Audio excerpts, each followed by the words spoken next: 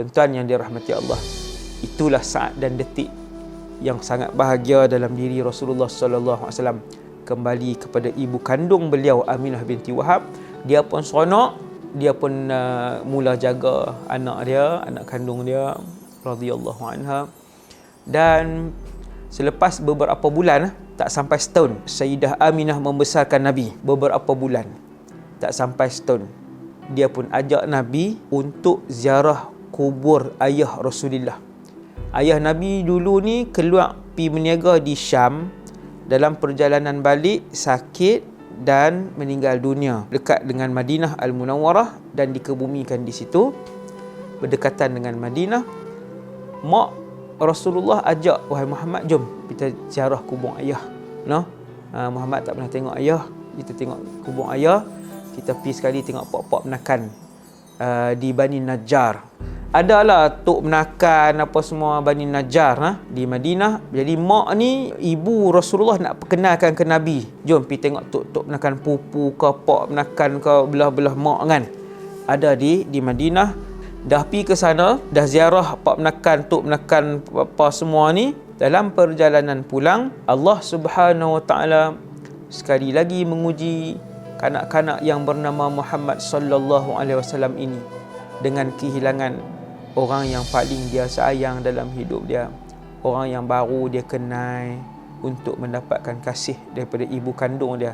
Tuan-tuan faham kan? Maksudnya Nabi duduk di kampung, dulu ayah meninggal, tak ada tengok muka ayah, membesar pula jauh dengan mak, umur 5 tahun lebih, balik duduk dengan mak, baru beberapa bulan duduk dengan mak, tak ada setahun, Allah uji sekali lagi Nabi Muhammad sallallahu alaihi wasallam.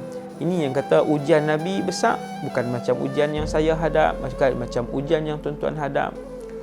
Tuan-tuan nak berasa kuat dengan ujian hidup, tengok bagaimana Rasulullah diuji oleh Allah Subhanahu Wa Taala. Besar ujian Nabi. Baru umur berapa bulan, berapa tahun duduk dengan mak, Allah Taala ambil nyawa mak di satu tempat yang bernama Al-Abwa. Di situlah ibu Nabi menghembuskan nafas yang terakhir. Saya tak boleh nak bayang macam mana Nabi tengok mak dia dengan perasaan penuh mengharapkan kasih untuk si ibu itu menggerakkan kembali dan membuka mata dia, melihat kembali anak kecil yang duduk di tepi dia ni kan. Maksudnya Nabi harap mak tu bangunlah waktu tu kan, ibu tadi.